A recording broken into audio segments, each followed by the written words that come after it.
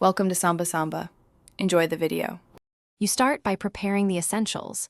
Confirm the adapter supports Windows 11 and have admin rights. Once done, plug the USB Ethernet adapter directly into a primary USB port.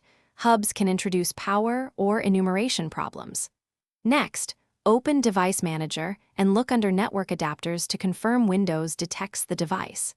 If it appears with a yellow icon, Windows found it but lacks a driver. Stay here and install the driver now so Windows can enumerate the interface correctly before moving to configuration. Now configure the interface so traffic flows. You open Settings, go to Network and Internet, then Advanced Network Settings and more network adapter options to find the Ethernet entry. Right-click and choose Properties, then double-click Internet Protocol version 4 to set addressing. Use DHCP for automatic addressing.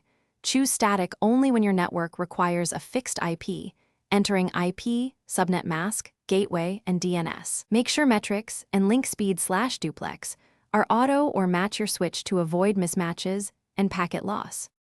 Finish by verifying connectivity. Ping a reliable host, open a web page, or run a speed test to confirm link and throughput.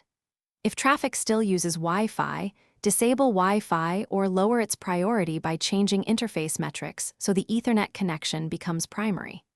If you see no connectivity after these steps, reinstall the adapter driver, try a different USB port, and as a last resort run network reset in settings. This clears stubborn configuration issues and forces Windows to redetect the adapter and reapply default networking.